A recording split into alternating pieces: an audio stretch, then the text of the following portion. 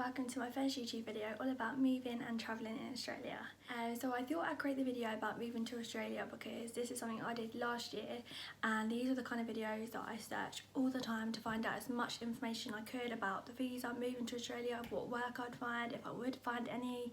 So I think that's why I create the video, so even if I can help one person, that would be great. First of all, the working holiday visa.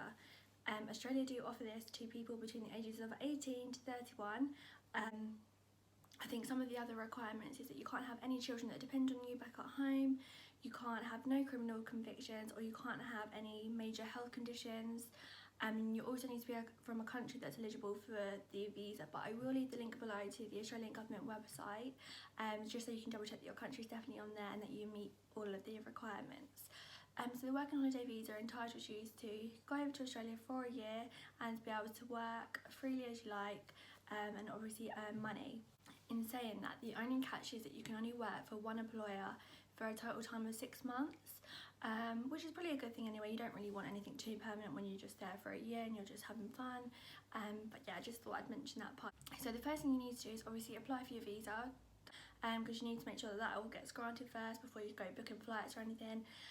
So you go onto the government website, you fill out a short application form. They just ask you a few questions about your occupation back at home, what kind of work you want to do in Australia, maybe your reason for going to Australia, a few personal details and so on. There is a cost for the visa, and the last time I checked and when I did mine, I think it was around £225, which is equivalent to 450 Australian dollars roughly. Once your visa is granted, the other catch with the visa is they do recommend that you need to have 5,000 Australian dollars in your bank account on arrival. I did have more than that when I arrived in Australia, but I never got checked at the borders or anything, but I have heard people who have been checked and didn't have enough and got sent home. So yeah, $5,000 is what they recommend, is they believe that that's what you can live on without earning or before you get a job. So it's really, really important that you do have the equivalent money in your bank if you can, just because the last thing you really need after travelling 24 hours is then to be called by customs and then you're not allowed into the country. That'd be very disappointing. Once your visa comes back, they do recommend to leave it for 4 weeks to hear back, but mine came back within 24 hours, all granted.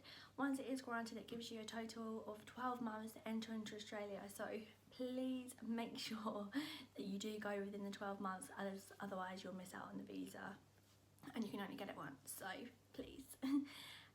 So once you've got your visa, you're all good to go. You just need to go ahead and maybe book your flight. So if you don't know when you're going to be coming home, a one-way flight is what I did. I booked mine through the STA travel site. You probably have heard about that before if you're looking into travelling. But other really good websites are Skyscanner. They've always got a good deal on. So you've got your visa, you've booked your flight. Now you're all good, you're officially moving to Australia, which is the fun part. You get to start planning. So my recommendation would be to have your first week of accommodation pre-booked for when you arrive into Australia, because obviously you're going to be travelling for a long time. You might be really jet lagged, and obviously moving to another country all by yourself or with a friend is really scary, and the last thing you want to do is feel lost. So yeah, I definitely recommend to pre-book your accommodation, even if it's for the first few days or a week would be really ideal. I actually did a thing called Ultimate Oz. It's like an Oz intro week. So it was basically a 7-day intro week where you obviously come to Australia, have your first 7 days all pre-booked, for accommodation booked for you, and you're in a group of about 15 other people that have all come travelling as well, and you obviously meet them, you get to stay with them. They take you on a tour around Sydney, they take you to a beach camp for 3 nights, we got to go sandboarding, they take you on your first nights out, and it was just really good. People I met there were my best friends the entire time that I was in Australia, so it definitely worked out amazingly for me. The thing about the Gap 360 as well is that they sort out your SIM card for you, your Australian bank account, your tax file number so you can start working, and your Medicare card, so you're able to go to the doctor and get healthcare for free, which is obviously a bonus just in case, touch wood, but if you do get poorly or if you hurt yourself, so it's really good to get that sorted as soon as possible. So yeah, they made that all really easy. They had all your SIM cards waiting there for you. I did pay around £500 for the accommodation and the first week of this, so obviously you can do these things all by yourself and you don't have to pay the £500, but I did go on my own, so I was obviously a bit nervous going over there, so just having it to be really hassle free. They also pick you up from the airport when you arrive. It just made it a bit more hassle free. I felt it settled a lot more quicker, and yeah, so for £500 I think it's quite good, and I thought I'd just mention it in case anyone hasn't heard about it. I will leave the link below as well so you can check that out because it was pretty amazing. Anyway, you've arrived in Australia, you've hopefully got your tax file number, your mobile phone sorted, your Medicare card, and now you're ready to start working or not work. So when I went to Australia, I did go with around, I really can't remember, I think it must have been about $6,500 Australian dollars, maybe, something like that. So I didn't actually work for 3.5 months when I went to Australia. Like, it actually seems crazy now because I don't know how I did it. Please don't be like me. I didn't budget whatsoever. I obviously, like I said, met an amazing group of friends, and then we ended up going to Melbourne for a month, and I literally had the best time. But we were just partying all the time, doing day trips, nights out. So yeah, we spent a lot of money, and we did like the Great Ocean Road. I did a lot of travelling over there as well. We got to about 3.5 months, that's when I started to run out of money. So I thought I'd just mention that as a bit of a guideline for you guys. Like, obviously if you've got around $6,000, obviously everyone's different, has different lifestyles, but that worked for me, and I didn't, like I said, I didn't work for the first 3 months. I did decide to get a job. What happened was I signed up to a recruitment agency in Sydney. I was still living in a hostel at the time as well, and the lady gave me a call, and she had a job come up in a contact centre, just like a call centre. So the lady was really nice. She gave me a call straight away, and she was actually like, oh, I've got like 10 roles going, have you got any friends that need a job? And obviously me and my friends had just been partying for 3 months. We was like, yes, I've got loads of friends that need jobs. So it worked out really well. We had to go for the interview still, but we ended up all managing to get the same job in the same contact centre, which was amazing. Bar work is a really good one, but to able to work in a bar in Australia and serve alcohol, I should probably mention, you will need to take an RSA course.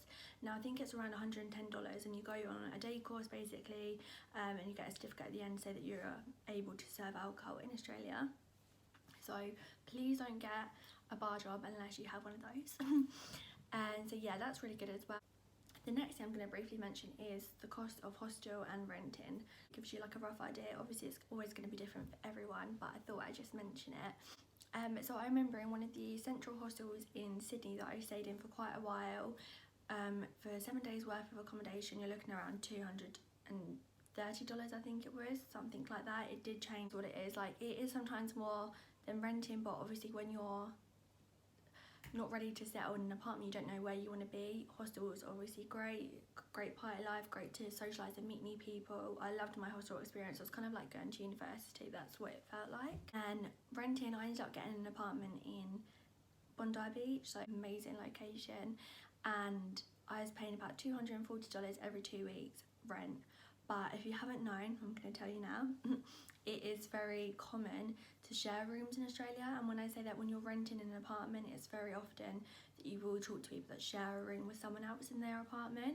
So I actually did the same. I ended up sharing a room with my best friend that I met in Australia. But I just thought I'd give you the heads up. It's not the same in every case, but obviously it is a lot cheaper by sharing the room. And when you're on a budget, if you're not earning great money, this is obviously a really good idea. So that's what I did. I ended up staying in Australia for 7 months. It literally was the best experience of my life. Like, I can't even explain. When I decided to go, it was a really last minute decision, and these are the videos that were like my go-to. And so if you're even sitting there thinking about it, just go for it. Please go for it, because you only live once. You have nothing absolutely to lose. You might lose a bit of money, but you know, we can all earn money back. I definitely recommend it. I literally did some of the best things in my life, like climbing the Sydney Harbour Bridge. I never thought in my lifetime that I'd be able to do something so amazing. So if I can inspire one person to obviously take the plunge and move to Australia, then my reason for making this video would be completed. So I hope you have enjoyed it. I know it's probably been a bit all over the place. I'm just trying to remember things, that what I have said and what I haven't said. So I am really sorry if you feel a bit lost. I am too. And if there is anything else you would like to know about my time moving to Australia, then please let me know. I'm happy to answer all the questions that you have that obviously I haven't covered in this video. but I just thought I'd do the overview of the whole entire process from start to finish, and just hoping it can help with someone. So thank you so much for watching. I hope you have enjoyed it, and I'll see you all in my next video.